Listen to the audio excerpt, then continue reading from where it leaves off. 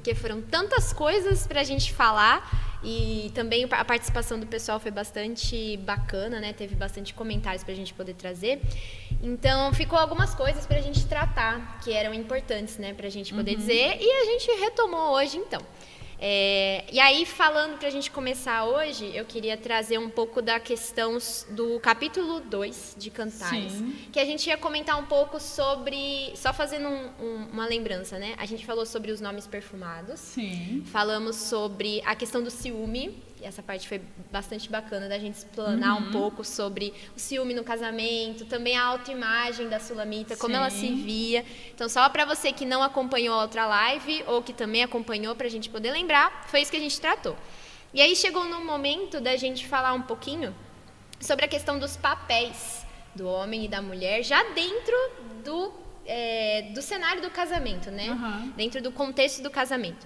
E aí eu tinha separado para perguntar para você, inclusive agora eu vou aprender, que era sobre as definições que a Sulamita deu para o amado e o amado deu para ela, que podem dar o início a essa reflexão sobre os papéis dentro do casamento. Que ele fala no capítulo 2 que ela é como um lírio no meio dos espinhos. E depois, logo em seguida, a amada fala que o amado dela é como a macieira entre os jovens, né? Ele é dentre todos os jovens, ele é como uma macieira no bosque. E aí eu achei isso interessante da gente analisar como que essa definição que os dois se dão, por meio da comparação com a árvore, também ela com a flor, entre os espinhos, eles sempre dão um destaque um do outro, né? Entre os jovens, entre as mulheres. O que a gente pode tirar dessas definições que eles deram um ao outro sobre os papéis dentro do casamento que o homem exerce e que a mulher exerce também? O que você acha? Indica muito seriamente que cada um tem o aspecto de ação, né? E a questão de ser um lírio entre os espinhos é muito bonito isso, porque ao mesmo tempo que a Sulamita ela é, vamos dizer assim, frágil, porque uma flor é frágil, né? Não há flor que não seja frágil. Umas são mais, outras menos, mas todas são frágeis, né? Mas aí ele lembra, quando ela fala, eu sou a rosa de Saron, lírio dos vales, aí ele lembra que ela é uma rosa entre espinhos, né? Um lírio entre espinhos, apontando para um estado de proteção e defesa. Eu sei que isso às vezes não cai bem na nossa geração, mas a cosmovisão cristã é essa de Cantares. Nós somos frágeis e precisamos de proteção. Mesmo que nós somos frágeis, mas somos também fortes, porque naquilo em que a flor se propõe a ser, ela é bem-sucedida. É verdade. Né? Você fala assim, a porcelana ela é frágil. Ela é frágil, se submeter ela a tantas outras coisas que não é obrigação dela, né? É verdade. Mas se for para suportar uma sopa, se for para suportar alguma coisa que sirva, alguma coisa que caiba, que ela suporte, então ela é forte. É verdade. E principalmente porque a porcelana, Fernanda, ela para chegar naquele estágio, ela é submetida a alto grau de fogo, né? Então, para ser formada e ao ponto de ser uma porcelana, então ela é submetida a um alto grau de fogo. Então, ela é forte ou ela é fraca? Então, aí você pode pensar, né? A conotação do que é forte e frágil. Bom, no meu livro, né? Cantares, repensando o papel da mulher, né? Até esqueci o nome do livro. Feminidade Bíblica. Feminidade Bíblica, eu falo de uma historinha de Atalanta e Hipomenes. Sim. A Atalanta é uma garota que foi criada sem família, na floresta, e ela tornou-se muito bruta, e ela tornou-se muito rápida. E ninguém conseguia alcançar a Atalanta. Aí Hipômedes, ele se apaixona por Atalanta. E ele quer conquistar a Atalanta, já que nenhum outro homem consegue vencer ela na corrida. Ela sempre desafia, eu vou casar com quem me vencer na corrida. Então, Hipômedes, ele recebe, né, aquele velho Aquele bom e velho narrativa de que uma fada ou uma deusa fala para ele, então você vai pegar essas 3 maçãs de ouro e vai tentar vencer a corrida. Então, Hipômedes saiu junto com a Atalanta, e aí quando ele sentia que ela ia passar ele jogava uma maçã e aí tirava a atenção dela e ele passava na frente. Então, foi-se assim acontecendo, quando ela ia passando aí ele jogava outra maçã, e assim até o final, e no final ele venceu e ganhou o coração de Atalanta. É tão bonitinha essa lenda, né? A lenda grega é interessante, mas aí aponta para um jogo de cintura do amado, né? Então, a liderança masculina não é fácil, é desafiador, né? Então, se você pensar que o homem é dada a obrigação de ser forte o tempo todo, às vezes os homens eles fraquejam. Sim. Porque é algo que é uma função que até, vamos dizer assim, mais comprometedora do que a nossa de ser protegida. Sim. Mas a mulher, ela quer abrir mão, né? Mas em Cantares isso não acontece. Quando você vê que como vai se narrando o capítulo 2, você diz, você vê que ele está sempre na direção. Ó. Ele me levou ao salão de festas e mostrou a todos o quanto me ama. Ele me abraça com a mão direita e com a mão esquerda me afaga a cabeça. Eu estou ouvindo meu amado, vejam, aí vem ele, saltando pelos montes, subindo as colinas. O meu amado me disse, ó rei, levante-se, minha querida, minha bela, e venha comigo. É interessante, porque quando em Cantares tem uma dificuldade muito grande de você saber quem é que está falando. Então, durante muito tempo e até hoje, os estudiosos têm muita dificuldade ainda de saber qual é a fala da Sulamita, qual é a fala do amado, porque não está bem descrito, né, em Cantares. Então, tem essas jogadas. E essa fala aqui é bem interessante. O rei, levante-se, minha querida, minha bela, venha comigo. O inverno já acabou e a chuva já passou. As flores estão crescendo e chegou o tempo de os pássaros cantarem nas árvores. Já se ouve o arrulhar da rola, que eu falei para a Fernanda agorinha, que é uma coisa que eu descobri agora, que é muito linda, é que quando chega, os pássaros já chegou o tempo de os pássaros cantarem nas árvores. Esse cantar tem a ver com o fazer música. Compor, né? Compor música. Olha que lindo. Muito lindo. É muito lindo isso. Os pássaros cantam, compõem músicas. Então, os dois juntos, eles têm vinhas diferentes, mas os dois trabalham juntos. Esse é o propósito que Deus definiu no Éden, né? Um trabalho conjunto. Mesmo que a liderança, as pessoas também falam sobre liderança. Sim. Vamos liderar nós dois. Não existe isso. Um sempre lidera, em qualquer lugar. É verdade. Né? Na família, na empresa. Tem 2 sócios. Os 2 mandam. Um conduz. Porque tem sempre um que tem um temperamento mais forte. É verdade. Né? E você até coloca, Sadi, no seu livro, a questão do volante mesmo, né? Nunca dá para um carro ser dirigido por 2 pessoas. Não, o volante é só um. Né? Então tem sempre um que tem que estar no volante. E por que a gente se amarga tanto com essa questão de não estar no volante? É preciso fazer, né, as nossas próprias reflexões. É verdade. Por que a gente gosta tanto de ver Deus como nosso ajudador, e quando nós somos as ajudadoras que Ele fez, isso nos amarga, sabe? Eu não entendo isso. Por que nós achamos tão difíceis isso, sendo que é algo de muito valor? Porque nós fomos feitas para sermos cuidadas, ao mesmo tempo que cuidamos. Sim, né? É verdade. Então, isso é muito bonito. Então, neste caso, a liderança masculina está muito expressa em Cantares. Sim, com certeza. Muito expressa, os papéis eles são distintos, mas harmônicos entre si. É verdade. Não há competição, porque cada um sabe o seu lugar.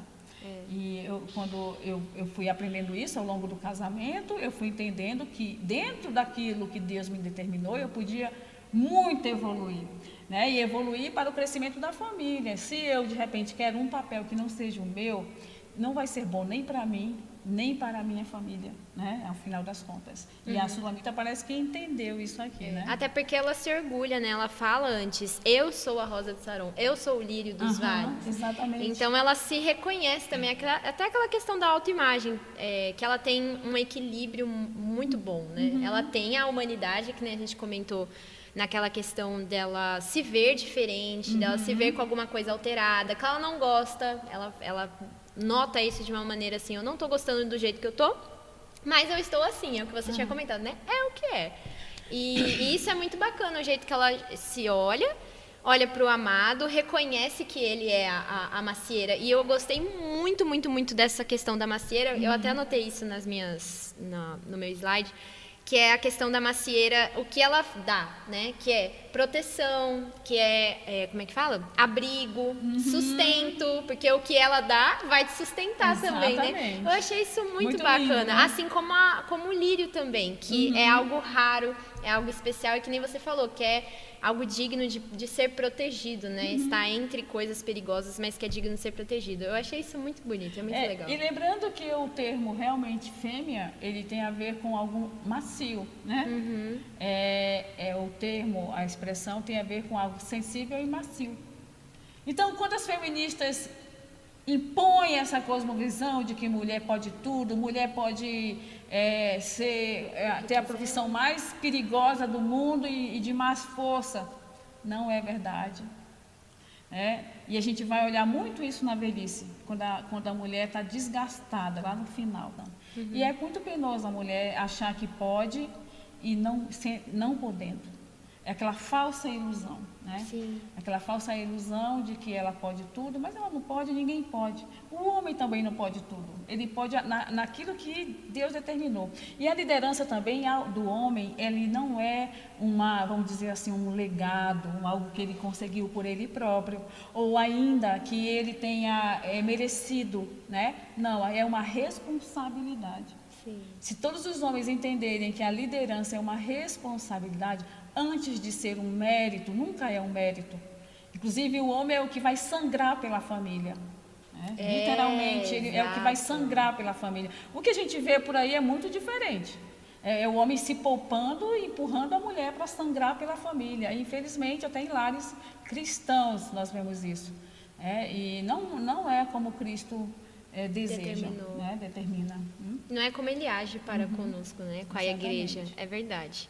Uma coisa que eu ia comentar, Sadi, também, na verdade eu vou até jogar isso para as irmãs que estão assistindo, para você comentar também aí na live, que a gente chega numa parte, depois de todo esse discurso deles, assim, né, elogiando um ao outro e apresentando o caráter deles, como o amado é amável, como a Sulamita é formosa e tudo mais, aí o esposo, no finalzinho do capítulo 2, vai apresentar um ambiente maravilhoso, né? Que está tudo florescendo, o campo onde eles estão está ficando mais aprazível com os aromas e tudo mais, os pássaros que vão compor as músicas para eles, está tudo maravilhoso esse cenário que ele compõe. E aí a Sulamita faz no verso 15 uma declaração muito legal, que é sobre o apanhar as raposinhas. E aí eu queria perguntar para você que está aí de casa, o que você acha que são essas raposinhas? E é uma pergunta que eu ia te fazer também, Sadi. Afinal, o que a Sulamita está enxergando aí?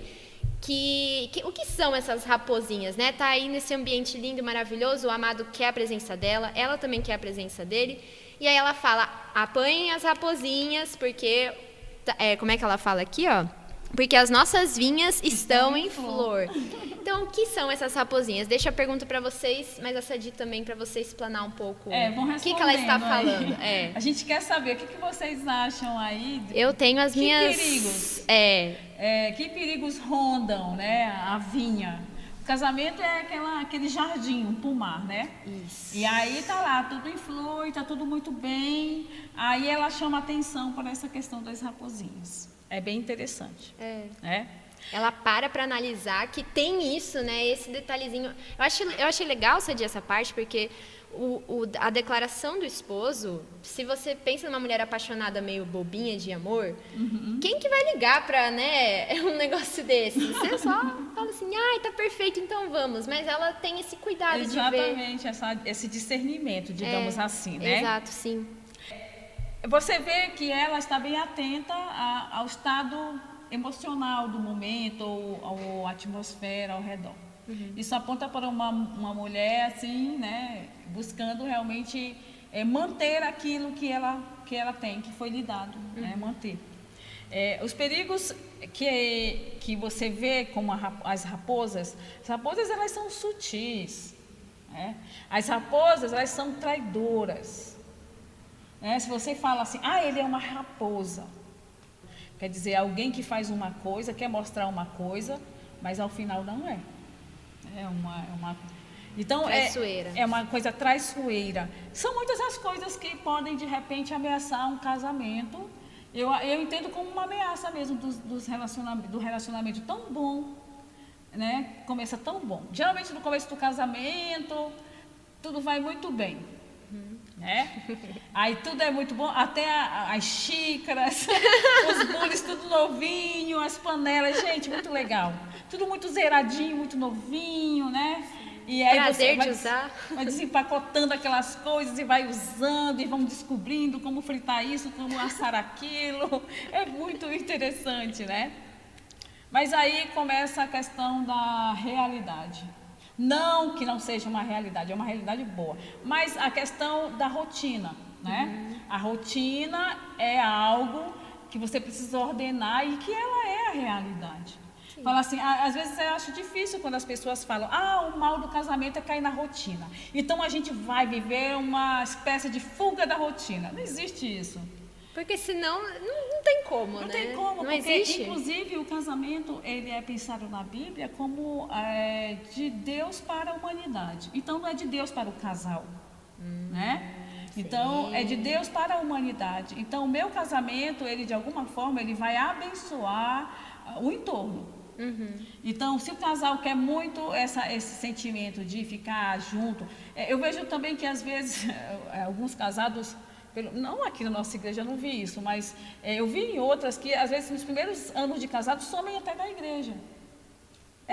Vem muito ocasionalmente, então numa outra vibe. O que não é também muito condenável, porque se você olhar um pouco na lei judaica, o primeiro ano de casado era para o marido realmente fazer a felicidade da esposa. É verdade, tem verdade? Na parte de Levítico, então tem esse momento sim, mas passou 2, 3 anos, o cara e a menina não voltaram, sei lá o que aconteceu.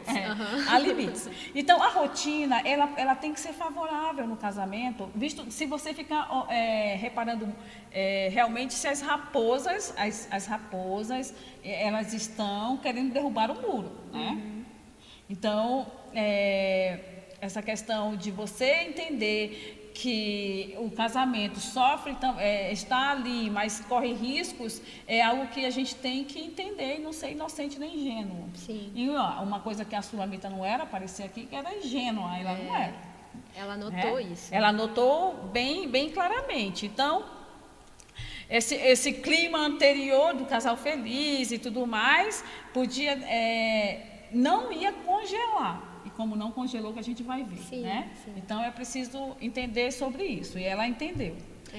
O que ameaça um casamento não são grandes coisas, porque eu acredito que a pessoa até vai ficar casada a vida toda e não vai ter uma grande coisa. Eu tenho hoje, vou fazer quase 30 anos de casada com o Nelson e não tem grandes coisas, ameaças, nenhuma grande ameaça, nunca aconteceu. Só se for daqui para frente.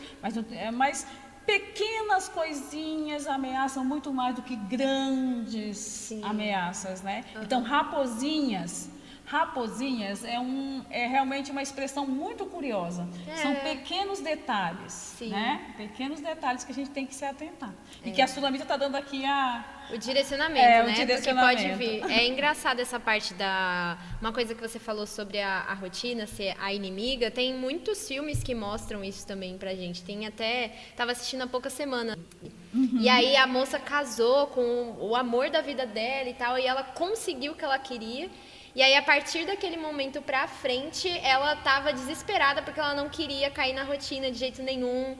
E aí o fato dele, por exemplo, pedir comida em casa, ela não aguentava mais porque ela queria sair para ir no restaurante e tudo mais. Quem Ela que aguenta ficava isso? inquieta Aham. com a questão da rotina, não conseguia aguentar essa questão. E você fala disso no livro, né? Essa de como até os famosos sofrem com isso também, né? Que eles não querem deixar a rotina estragar. É uma das coisas que eles falam bastante. Exatamente. Não, o cristão, a rotina é favorável, porque é a vida comum do lar, né? O apóstolo Paulo nos recomenda, como mulheres, a vivermos uma vida comum do lar, quer dizer, você realmente fazer o que tem que ser feito sem egoísmo. Porque eu acho que a grande questão, não vamos deixar cair na rotina, é o egoísmo de viver em festa sempre. Alguma coisa nesse sentido. Sim. De ser sempre uma coisa muito florida. E o casamento não suporta. O dinheiro não suporta, o tempo não suporta, os filhos chegam, não suportam. Então, se o casal, desde o começo, ele entende que tem dias especiais e tem a rotina, né? E dentro dessa rotina, a gente vai exercer a mansidão, vai exercer o quê? O domínio próprio, a gente vai exercer, né, a sabedoria, a perseverança, realmente ser a generosidade, porque casamento é generosidade. Se não existir generosidade de ambas as partes, aí fica muito difícil. Cada um vai ser generoso para com o outro, não vai ser bom, é generoso. Porque o rabo do foguete é tão forte que tem que ser generoso, né? E essa questão da rotina mostra até uma incapacidade de lidar com o outro, com a pessoa que você casou, né? Precisa de outras pessoas. É isso, Fernanda, você é brilhante, é isso mesmo. Porque o outro... Com a mesmice do outro. O casamento é isso, né? É as coisas comuns da vida.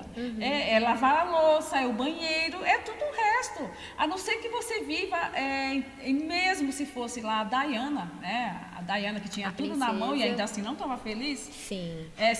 A pobre está falando que não está feliz porque tem a questão do dinheiro. A rica está falando que não está feliz porque tem excesso de dinheiro. Então percebe que a questão toda é como ela entende o casamento. E o casamento, ele é a parte que o conto de fadas não fala. Por exemplo, a Branca de Neve está lá vitrificada, né? Ela nem envelheceu, passou-se anos, ela está lá vitrificada. Sim. Aí chega o príncipe e um beijo desperta ela, e daí eles vão, né, para o reino e casam-se. Mas percebe bem que o príncipe não estava nas labutas da coitada da Branca de Neve. Enquanto ela foi traída pela madrasta, né? Sofreu perseguição.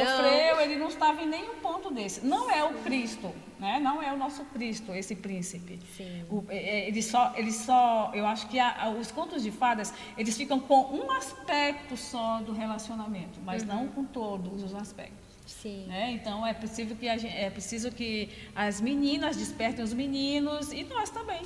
Às vezes a gente está se amargurando por coisa que nem deveria. É, né? Verdade, é uma coisa muito legal. Eu estava conversando com as meninas às vezes sobre isso, né? Que às vezes você foca muito no dia do casamento, no momento da festa, naquilo que você quer viver, naquele conto de fadas que é o dia da festa. Só que você não percebe que o casamento não é o dia da festa, o casamento é o dia seguinte, é o mês seguinte, daqui pro resto da vida, né? E se você não entra no casamento com essa cabeça, é muito fácil você se frustrar. Até com a pessoa mesmo, né? Você fala, nossa, é isso? Todo dia? Mas você não tá preparada. Se você tiver, eu gosto muito de pudim, mas se tiver pudim todo dia, enjoa, não? Né? É verdade, sim. Não dá, tem que ser um aqui, outro lá. Então, é aquela coisa de colocar as coisas nos seus devidos lugares. Sim. Essa coisa também é moda hoje, casamento. Andou muito fora de moda casamento na década de 80 e 90. Muitos estavam casando somente no civil, ou um ou outro nas igrejas e tudo mais. Mas agora houve um avanço muito forte nessa questão da indústria. Da indústria, né? Eu assisto o Vestido Ideal. Esse é o Vestido Ideal, eu acho ótimo. Quem nunca assistiu o Vestido Ideal? E outros desdobramentos, outros programas relativos, mas você vê que o mercado está muito aquecido. É um dia bonito, tem que se fazer bonito, mas a menina não pode pensar que aquilo ali é tudo, né? E que tem o depois. É verdade. Tem as raposinhas. Tem as raposinhas. E falando sobre isso, Adi, dessa parte das crises, porque a Sulamita enfrentou crises também nesse casamento dela, né? E aí eu ia comentar com você sobre uma passagem que eu até deixei registrado aqui, que eu achei ela muito triste, que é a primeira grande crise que eles têm. Você tem aí uma prévia, que foi a primeira vez que o amado não está do lado dela, que ela acorda bem aqui no capítulo 3. Ela vê que ele acorda, sai procurando, os guardas ajudam, mas depois ela encontra e fica tudo bem. Só que aí lá no capítulo 5, depois da noite, da consagração e tudo mais, que eles já estão na vida de casado, acontece a grande crise dos amados, que ele pede para entrar, né? Ele fala, abre-me, e tá com o cabelo com gota de orvalho, que dá a impressão de que ele tá fora de casa. Sim. E ela não se mostra muito disposta a abrir para ele. E aí você fica assim, mas o que aconteceu com aquela moça que não aguentava de vontade de estar junto do amado? Você fica se perguntando, o que aconteceu com a Sulamita? O que o amado fez? E aí você vê um esforço dele ainda, né? Que ela fala que ele meteu a mão por uma fresta, ou seja, ele ainda tenta entrar. E aí quando ela meio que se comove e fala, não, deixa eu abrir mesmo, ele vai embora. E não volta. Não volta por um bom tempo, ele só vai voltar depois de um tempinho. Sabe o que aconteceu com os amados nesse momento? Olha, que interessante. Muito. O ponto, digamos, sabe aquela crise para fazer o fechamento, né? Exatamente. No capítulo 3 a gente vê uma primeira... Uma prévia, né? Uma primeira prévia. Algo que ele também ele não estava, né? O vazio na cama. Tem lá uma palavra chamada Béter, né? Que é Sim. sombras, né? As colinas de Béter. Esse nome Béter tem a ver com separação. Naquele momento, é a mesma palavra que é usada quando o sacerdote separa um animal, né? E põe uma parte para cá e outra parte para cá, para passar no meio, né? Para ele passar no meio, como um retrato de Cristo. Essa palavra é interessante, separação. E ela percebeu, né? Ela fala, antes de raiar o dia, antes de as sombras sumirem, volte para mim, meu amado, volte depressa como uma gazela ou como gamo que corre sobre as colinas de Béter. Né? Então, a gente dá esse indício de separação. Que a separação era algo que ela temia, né? Ela temia. Sim. Ok. Aí, no capítulo 5, que é depois da consumação do casamento, você vê que a coisa foi mais, vamos dizer assim, né? Ele como a Fernanda falou, ele desapareceu, mas ele voltou rapidamente. No primeiro momento. Ficou tudo certo. Aí, nessa parte aí, é muito interessante, porque se você olhar todos os indícios, é uma parte difícil, de saber exatamente o que é, mas dá alguns indícios. E com Cantares a gente fica com pequenos indícios, né? Nunca fica, porque a história não é linear, não é uma história muito clara, mas pequenos indícios podem ajudar a gente. Por exemplo, quando ela fala em túnica, né? Isso. Ela fala, como é que ela fala aí, Fernanda? Que ela já despiu a túnica, hei de vesti-la novamente. Então, essa palavra túnica é a mesma que é a túnica de José lá, e também a mesma que é a roupa que Deus fez no Éden para Adão e Eva, né? Isso daí já me deu... nossa, que interessante. Depois tem outra coisa. Ela fala que já lavei meus pés. Isso. Hei de vestir outra vez. É engraçado porque eu já despi a minha roupa. Eu vou vestir novamente? Eu já lavei meus pés. Eu vou sujar novamente? É uma má vontade completa. É uma indisposição, né? Não dá para entender como uma mulher tão amada chega a um ponto desse. Dá para entender? Você é assim, você que está aí do outro lado. Já se sentiu dessa forma, como a Sulamita também? Aquela preguiça, indisposição.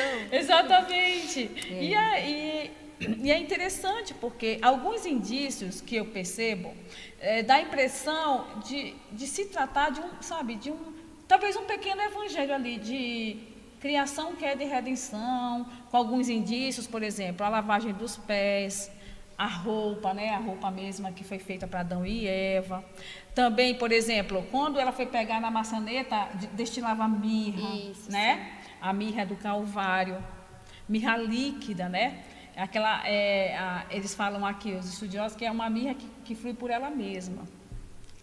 E depois, quando ela percebe que ele não está, como se a alma dela tivesse se derretido, ela percebeu o que ela fez, né? Ela fez, nossa... É o mesmo sentimento lá narrado em Gênesis 35:18 da morte de Raquel, quando ela tem um filho e ela desfalece. né? Sim, É a como alma se dela fosse uma sai. morte, Sim. né?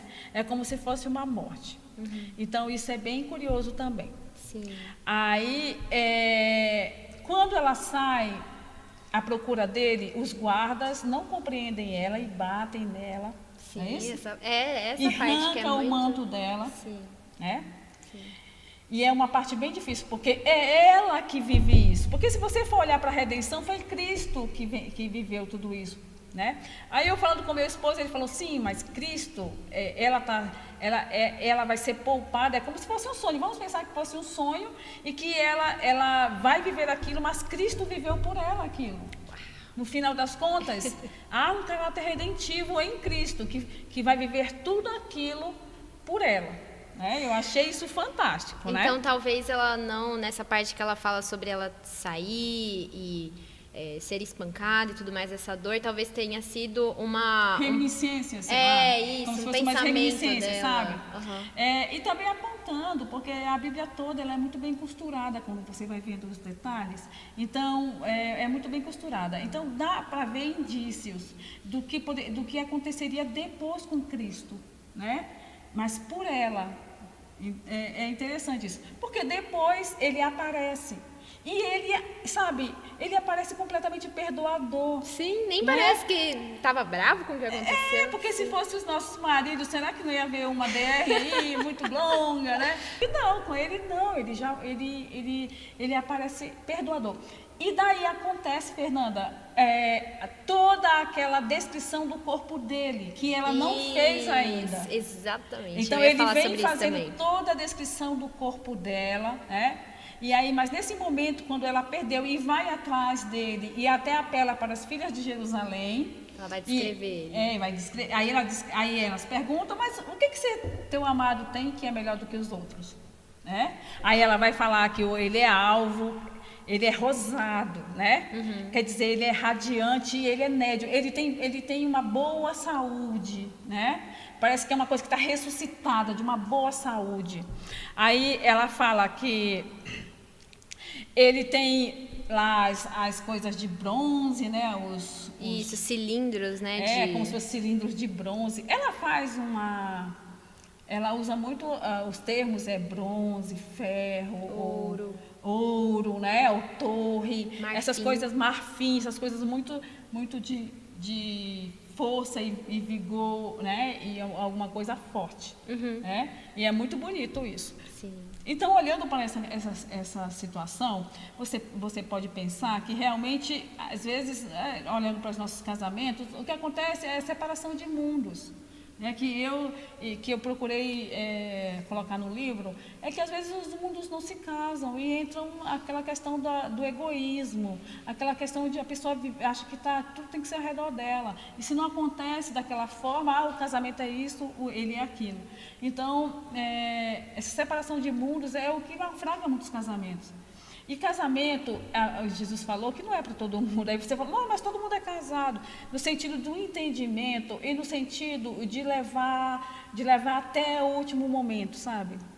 Quando eu vejo que um casal, quando um senhor morre, nossa, eu fico tão assim pensando na história, nossa, o que passaram, né? Tantas Sim. coisas, às vezes com 50, 60, 70 anos casados.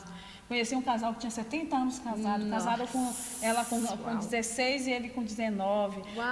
Então, é muito tempo. E ficaram unidos.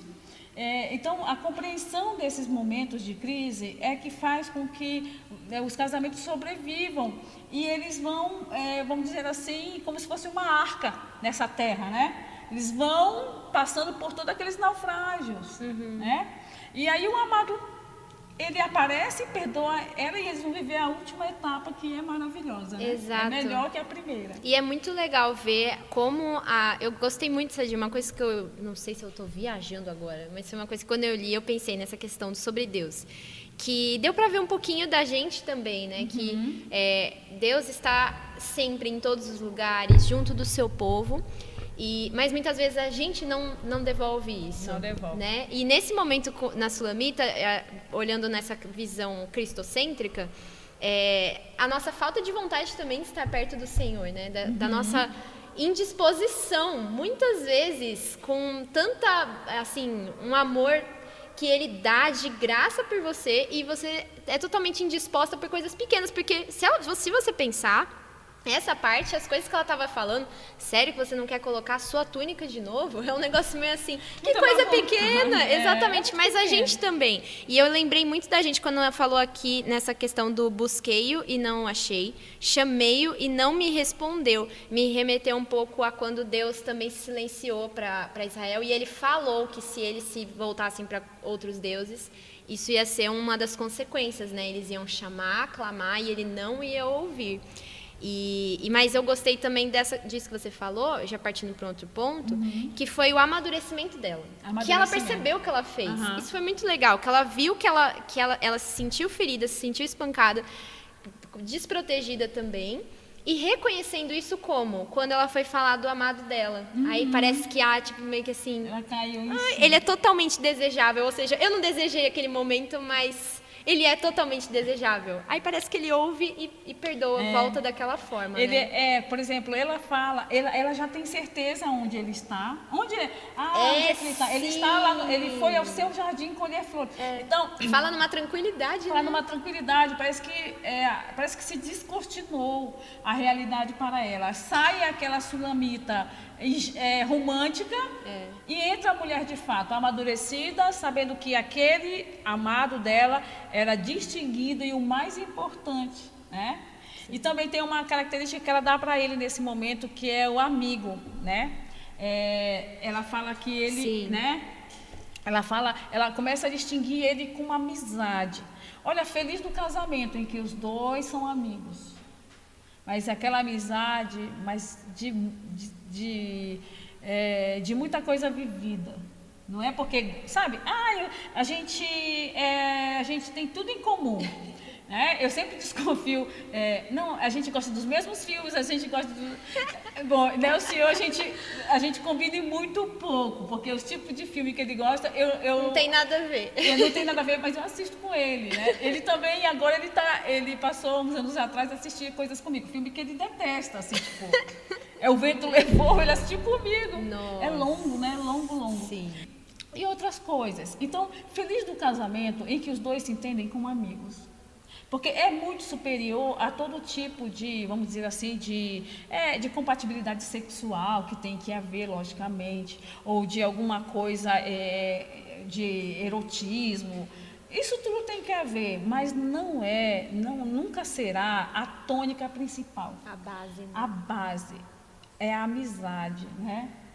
Por isso que Jesus ele tem vários papéis. Ele é o papel do nosso amigo, nosso marido, é o nosso conselheiro, é tudo. Sim. Né? Várias facetas. Sim. Mas eu gosto tanto quando Jesus fala que ele é um marido fiel, né? E às vezes a gente tem as mulheres, algumas têm umas realidades diferentes, aí podem encontrar em Cristo um marido, né, fiel, podem encontrar em Cristo o amigo de todas as horas.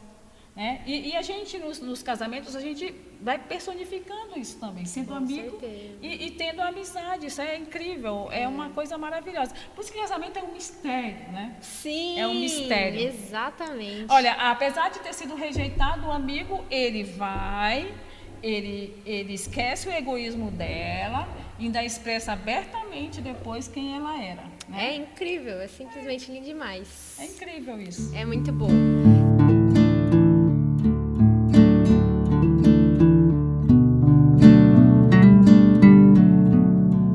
Legal notar o amadurecimento dela. Nessa parte específica que ela reconhece onde ele está, foi muito bacana, porque mostra muito diferença do que ela era antes, que ela ficava perguntando para ele, né? Onde você vai estar? Ela estava esperando, né, por ele. Agora não. Aconteceu uma crise, ele não está lá. Ela meio que declara não só o amor, mas também o reconhecimento de que ela errou, porque ele é totalmente desejável, mesmo ela não tendo retornado a ele. E aí você percebe no final de tudo isso que ela já sabe onde ele está, ela não está desesperada quanto a isso. E ela ainda faz a afirmação, eu sou do meu amado e o meu amado é meu. Ou seja, essa crise não vai levar à separação. Eu achei isso muito legal, né, Sadi? Como que o amadurecimento, é uma pergunta para você, como que o amadurecimento da crise leva o casamento a se fortalecer? fortalecer, porque geralmente chega ao ponto da pessoa querer se separar, né? Quando vai tendo a crise, e você enxerga nisso, vou separar. E a Sulamita não faz isso, ela reforça, né? Que ela tá junto com ele. A gente ouve falar assim, tem as crises dos 5 anos, a crise dos 7 anos, Ai, a crise sim, de não crise de todos os anos. Tem a crise de não sei o que, tem crise de alguma coisa e tal, né? É verdade. A realidade é que tem crises. Casamento não existe sem crises. Crises é aquele momento de que a coisa saiu do lugar e precisa ser posta de novo, né? Crise é aquele momento em que as lixas estão se aparando, sabe? Se afinando. São crises, né? E quando o casal é consciente das bênçãos de Deus, as crises elas são usadas para crescimento, como foi feito na Sulamita. Crescimento. A gente só cresce aparando as arestas, né? Exato. Não existe, por exemplo, ninguém em estado totalmente congelado que ele vai ser a mesma pessoa 1 ano, 2, 10, 20, 30 ou 50. Não existe isso. Todo mundo vai ter suas dúvidas, seus anseios, seus receios, suas aflições. Então, por isso que o casamento ele é um laboratório, ele é um consultório, ele é um hospital, ele é tudo, porque dentro do casamento, pela ação de sacerdote que tem um homem tem uma ação sacerdotal aí dentro do lar, né? Então essas coisas vão ser realmente aparadas e vai haver crescimento. Sim. Quando a crise, Deus nunca quer que haja crise para acabar, né? Nunca é da vontade de Deus. O casamento para Cristo tem status de indissolúvel, né? O status é indissolúvel. Aí eu achei interessante porque fala assim: por que Moisés deu carta de divórcio? Jesus podia ter falado assim, olha, porque vocês traem as esposas. Uau. Vocês adulteram, né? Ele podia ter respondido assim, por causa do adultério, mas ele não respondeu, por causa da dureza dos vossos corações, né? Por causa da dureza dos vossos corações, porque senão se matam dentro de casa. Porque se não é permitido que se separem, iam matar um ao outro e matar os filhos. Porque a gente vai ver lá no final, com relação ao amor ser aquela força, a gente pode até, aquela força, como as muitas águas, uma chamas, coisa, né? Então, você vê que essa questão do setor amoroso do homem padece muito atualmente e sempre padeceu, sempre se matou por amor, né? Suposto amor. Mas a paixão, na verdade, a paixão é uma força destruidora, né? Então, realmente é interessante, porque fala assim, alguém me falou assim, mas adulterou, acabou o casamento. Não acabou o casamento, tem a questão do perdão, né? E o aconselhável é o perdão. Mas se não pode perdoar, aí é outra coisa, aí você vai resolver com Cristo. Mas se você fosse assim, toda vez que a traição, então acabou o casamento. Não, porque senão Jesus tinha falado, então por que Moisés deu carta de divórcio? Porque traem, então uma vez que traiu, acabou. Não, por causa da dureza dos vossos corações. Tem sempre lugar para perdão, para mansidão, né? Para generosidade, para restauração e tudo mais. Agora, claro que a mulher ou o homem não vai se submeter a um estado de miséria e desonra, né? Traições continuadas, espírito realmente de adultério, não precisa, tem a carta do divórcio, né? Com implicações, que depois eu posso falar, tem as implicações, mas tem a carta de divórcio. Então, é para ver como esse mundo é bem precisa estar muito dentro da vontade de Deus e da palavra de Deus, né? Por isso que a Sulamita fala, não despertem o amor. Até que tenha esse cuidado, porque, né, de fato é uma coisa a se analisar quanto a tudo isso, né? É muito bacana. E, Sadi, partindo um pouco para a conclusão, né? Porque é tão difícil chegar na conclusão desse livro, porque tem muita coisa em cada capítulo. Mas partindo disso, né? O que a gente viu? Nós vimos o X se formando, né? Onde a gente começou com o casamento, com a consagração, falamos sobre tudo isso, vimos aí o romance deles e como que eles apresentaram as características um do outro, o que a gente deve levar isso muito para a vida também, né? Não só nomes perfumados termos, mas também espalharmos o do nosso amado, né? Sim. E aí a gente vai caminhando para essa primeira crise, a Sulamita amadureceu, o esposo também renovou aqui os votos para com ela, falou como ela é também formosa, expressou o amor dela também, e a gente vai caminhando para o final, que não é um final, não é uma coisa assim, e viveram felizes para sempre. Não, simplesmente não. Mas aí a gente vai chegar nesse ápice para mim, pelo menos quando eu li, eu falei, caramba, podia mesmo ter terminado aqui. Colocado um ponto final e acabou, mas Deus tem os propósitos, né? Que é no capítulo 8, nessa parte que a gente vai falar especificamente sobre o amor, onde na parte do canto do esposo ele fala, né, no capítulo 8, verso 6. Põe-me como selo sobre o seu coração, como selo sobre o seu braço, porque o amor é forte como a morte, e duro como a sepultura, o ciúme. As suas brasas são brasas de fogo, são veementes labaredas.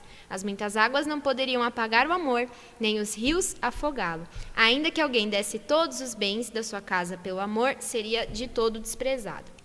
Então a gente tem uma definição de amor, que é algo que a gente ouve tanto, né? Esgota até às vezes. Esgota. Amor, tá em todas as falas de todos os filmes e séries e slogans. Mas aqui a gente vê uma definição que é muito difícil até da gente tentar mensurar, né? Chamas tão fortes que um rio não possa apagar, é uma coisa que não faz muito sentido na nossa cabeça. Rios que apagando. toda exato. E uma fortuna que não pode comprar. E aí eu queria que você falasse um pouquinho sobre o que é esse amor de Cantares. O que nós encontramos sobre o amor, essa definição, o que ela traz para a gente de ensino sobre o amor bíblico, Cantares traz nesse momento. Por que Salomão falou sobre o amor desta forma?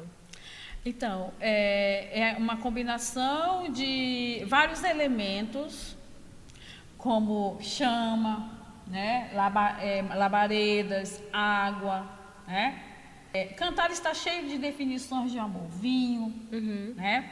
Sim, é verdade.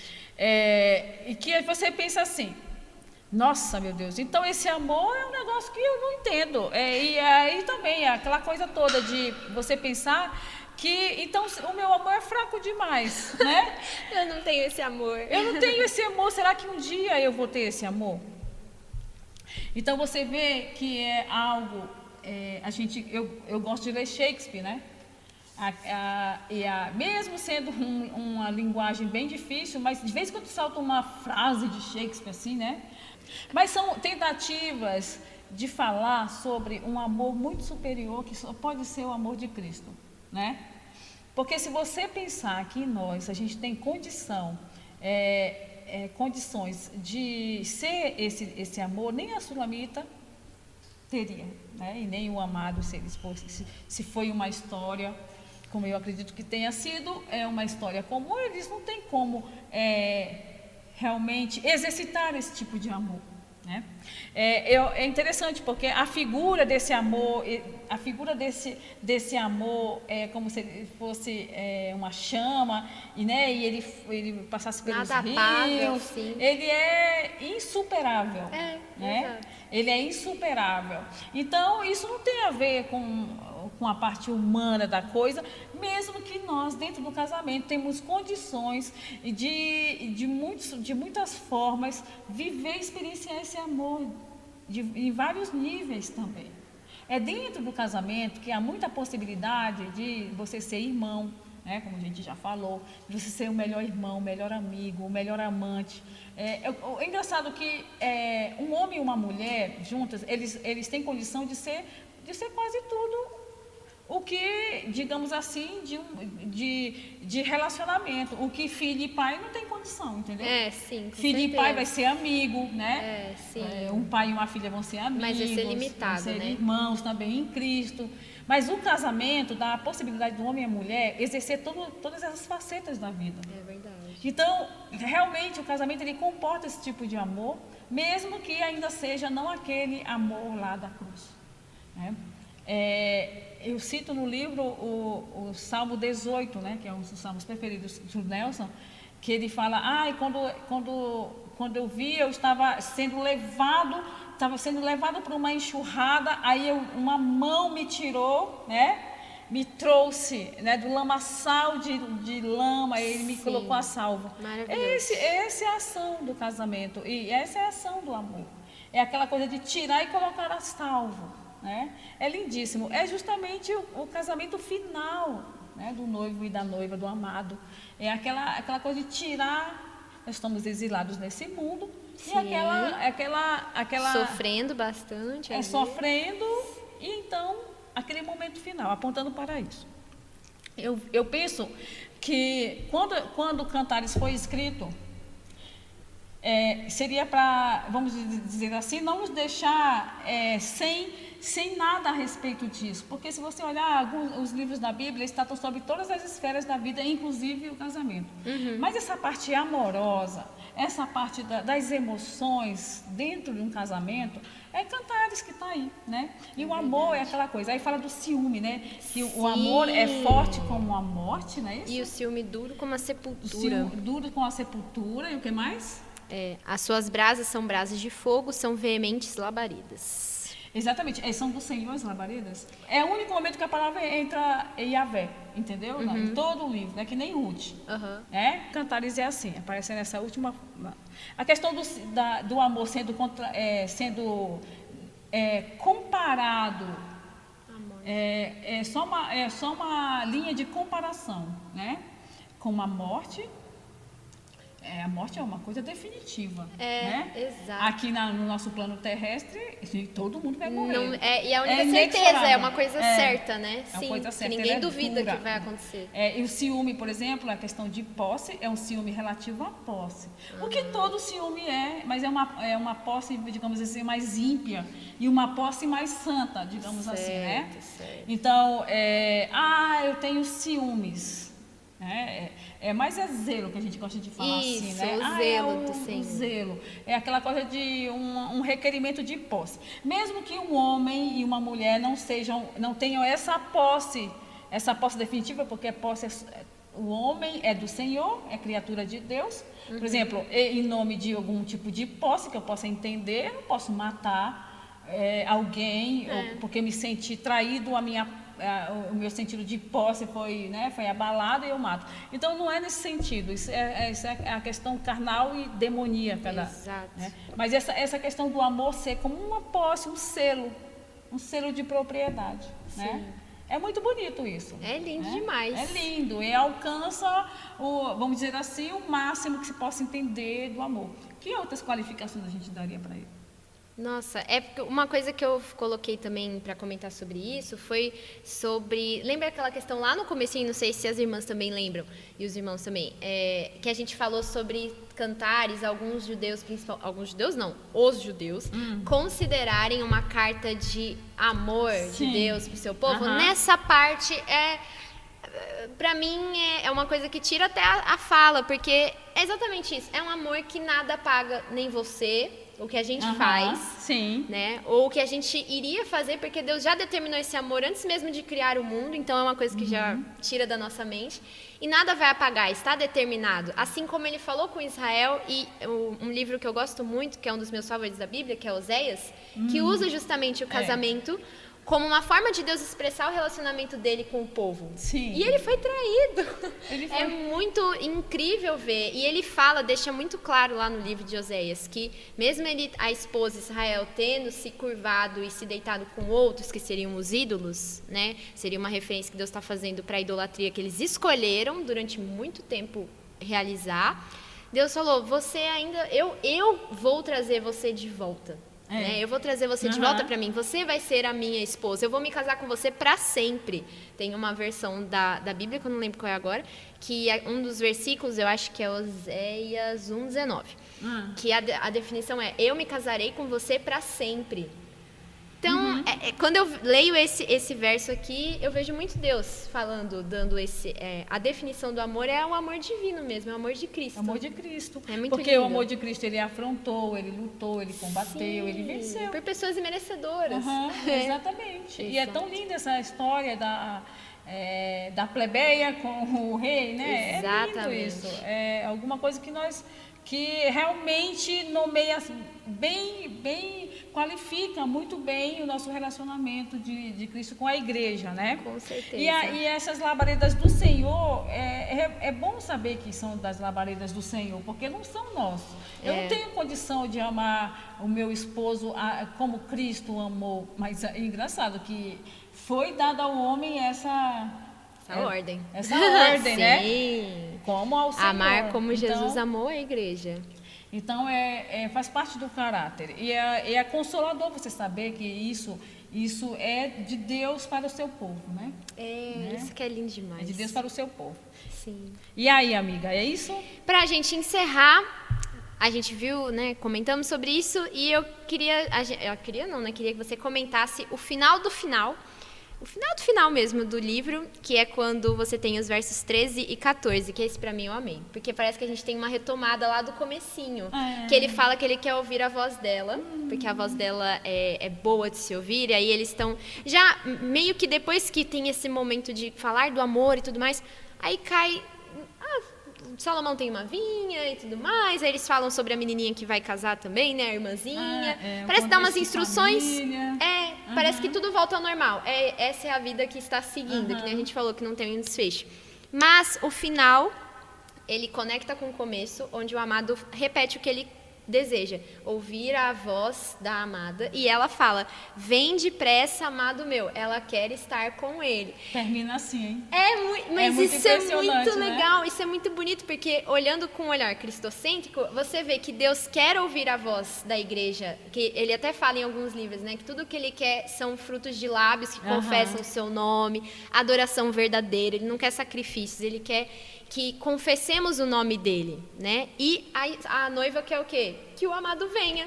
E é exatamente isso que no final de Apocalipse a gente vê, né? A noiva fala: vem. Ai, é muito lindo, vem, gente. Né? Sim. É o Maranata, ora vem, Senhor Jesus. Nossa, Exato. Mas a Bíblia é impressionante. É maravilhoso, gente. É tudo combina, não tem nada fora.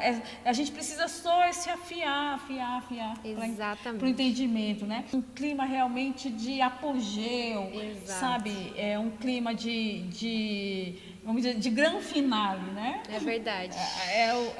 É o esquema do cinema, aquela coisa assim do finalzinho mesmo, que não é um final, mas é um prenúncio, né? Vamos dizer assim, um prenúncio de coisas melhores vindo. Né? Essa ela vindo no deserto, para mim é um prenúncio de coisas muito melhores que vai acontecer. Né? E casamento é assim, você tem que crer que tem sempre coisas melhores a viver. E que quando você olha lá para o final, lá para o começo, se foi muito bom, quando chega num determinado momento, você fica, nossa, mas tinha mais ainda, né? Agora eu vivo essa questão de netos, nossa, mas tinha mais ainda. Como assim? É uma coisa impressionante. E como é que Nelson e eu fica falando da Clarice e da Helena o tempo todo, e a gente fica lá olhando juntos no celular. Quer dizer, tem mais coisas a viver, né? Essa é a questão. Esse é o casamento que Deus planejou e queria, e realmente a Bíblia é para estabelecer esse tipo de coisa, né? Se o casal se atentar para a palavra, buscarem juntos, eles vão conseguir, né? Aí é aquele fogo que vai afrontando, né? Exatamente. Tudo, todas né? as barreiras. Até o final. Sim. Né? Ai, que lindo, gente. Lindo, né? Perfeito. Gente, encerramos a nossa jornada. Graças a Deus.